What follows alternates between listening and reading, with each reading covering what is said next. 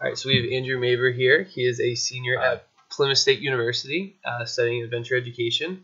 Are you graduating this spring? I am, yeah. Well, congratulations about that. So, Andrew, how did you find outside? It's actually kind of an interesting story. For a long time, until I was like 18 years old, I just played a crap load of video games like World of Warcraft. Kind of wish I still did. Yeah. But I went to Universal Studios on a family vacation and had recently broken up with my girlfriend, and I was like super angsty to try new things. And there was like one of those climbing walls. Yeah. Like pulling on some plastic? Yeah, exactly. Yeah. Okay. And there's just this like huge jacked guy struggle busting his way up. The guy was massive. I didn't know it then, but that was hurting him. But like in my little, overweight high schooler brain, I was like, if he can't do it, there's no way I can. So then I tried it and I aced it. And I felt really good about it. Nice. And it became a big part of my life. And I found out there was a climbing gym like 2 miles from my house. And I spent like all my free time there. I didn't go to college right after high school. So I just climbed a lot. My brother was a mountaineer. Okay. And did you get out with him when you were younger? No, he was doing it way before I ever even really knew what it was. He had like bought ice axes and crampons, and I had no idea what it was even for. I was still playing my video games and like pretty content with that. Yeah. But so once I got into climbing, he would bring me up to New Hampshire. Rumney, or where'd you go? We went to Rumney. We went to Cathedral Ledge, Square Ledge. It was a lot of fun. Right on. How did you find Plymouth State then? If you were coming from New Jersey, was it your brother turning you on to climbing up here, or what was the draw? My brother went to Civil Air Patrol as a kid, and he met someone who lived in New Hampshire who had gone to Plymouth State for adventure ed, and he was a climber. So whenever we'd come up, we'd meet up with him. His name's Nick, and we were just hanging out in his house one time after a day of climbing, and I'm just looking around. I was really shy back then. Still kind of am. So I just like not really saying anything, just looking around at the walls, and I saw the degree, and I was like, hey, what's that? And he explained it to me, and I really didn't understand any of it, but it sounded exciting. Okay. And I knew I couldn't work at Five Guys for the rest of my life. Right. So I did about 15 minutes of research and decided to go to Plymouth State University. PSU is the goal. That's cool. Coming out of high school, did you have intention of going to school, or where was your head at? I went to community college for like a semester or two. I scraped by high school by the skin of my teeth. I probably shouldn't have graduated. My Spanish 1 teacher had mercy on me. So I was just like, I don't know, I had no direction. I was pretty content, like just kind of working my run-of-the-mill job and playing video games. And I was just like, that's how it was going to be until I found climbing. So did you come in as an adventure ed student? I did. It was interesting because my high school GPA was so low, and I had to do like a trial run at Plymouth State. So they let me go for a semester, and I had to maintain a certain GPA in order to enroll. And I did. And congratulations. Thank you. That was pretty nice. Yeah.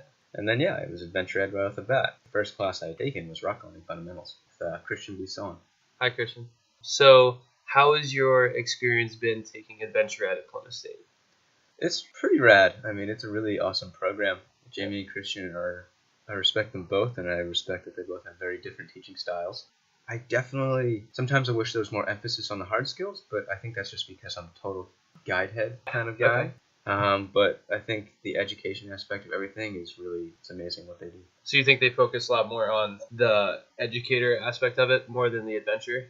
Yeah, I think that's part of the appeal of the program. Like, anyone can do a good hard skills program. True. It takes some really good educators to do a good education program. Yeah. Before we started this interview, I know you're a guide for Mooney Mountain Guides. Yeah. That's awesome. How did you get linked up with them? It's kind of like a long roundabout story. I took a class called Creativity in the Visual World, which was basically a finger painting class. But I met a guy named Matt Ritter, who was established climber, kind of climbed really hard, and a guide. And he had guided for Mooney Mountain Guides for a long time. And he wasn't doing it at the moment I met him, but he kind of turned me on to the idea of guiding, and told me about the American Mountain Guide Association, what he does for a living, why he likes it, and what he likes to do. And he told me about Mooney Mountain Guides and the founder Art Mooney, and it was actually pretty cool to hear him talk about it. And I had no idea that this industry existed. I had played with the idea about taking people climbing for money, but I didn't know that was an established thing. Yeah, and it's awesome. It's kind of the best job in the world. Okay. If you get into it. But anyway, so I became aware of the guiding. Through that, I started building this guide head. Fall before last, I was the teaching assistant for rock climbing fundamentals here at Plymouth State. And Alex Texera, the current owner of Mooney Mountain Guides, was the adjunct professor for that. He was impressed with me and offered me a spot. For a season, I worked under him, and now I'm fully established as a single pitch instructor for Mooney Mountain Guides. Speaking of SPI, can you talk a little bit about the procedure of how you get that? How did you go about finding that? I'll do give you the big rundown, the AMGA kind of spiel. So the American Mountain Guide Association, the AMGA, they really focus on hard skills, absolutely, and client reward. And their whole pinnacle of the education is what's called an IFMGA certification. It's an international certification, and any country that participates within the IFMGA association, anyone who's an IFMGA guide can guide in those countries, no questions asked, as long as you have the proper permit. To build up to that, there are 3 disciplines that you need to pass the final exams for: ski, alpine, and rock. Under that are instructor certifications: climbing wall instructor, single pitch instructor, and I think the rock instructor. They just redid their curriculum, so it's a little wonky. But anyway, the single pitch instructor, if you want to be a rock climbing guide, is kind of like the starting point in my mind. You can take the rock guide course, but I feel like the single pitch instructor has a lot to offer, especially on the East Coast, because there's a lot of great single pitch guiding terrain. Right. So what you do is you go onto the website, you see AMGA. Yeah, the AMGA.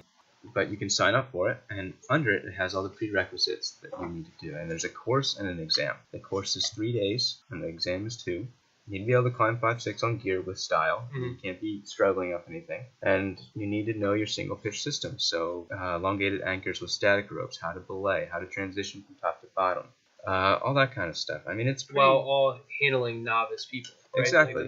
I mean, part of my job, I maybe had one experienced climber this entire winter of being an ice climbing instructor. Wow. So, I mean, you're dealing with a lot of people, but as long as you know what you're doing, you can keep it safe and manageable, and everyone has a good time. Yeah.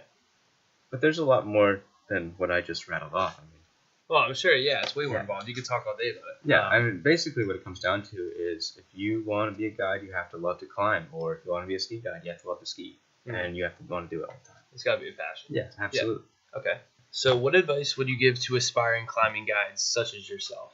It's kind of a multi-part answer. First of all, you have to love to climb, first and foremost. Like, if you would rather be mountain biking, you shouldn't be a climbing guide. That makes sense. Yeah. I mean, secondly, you have to understand that you're not going to be Alex Honnold, a profession. You're not going to be a professional climber. You're going to be guiding and helping people. You have to want to help people learn. That's a big part of it. Understand that a lot of what you do isn't going to be just like sending really hard. That's what you do in your personal time. Yeah, exactly. I mean, of course.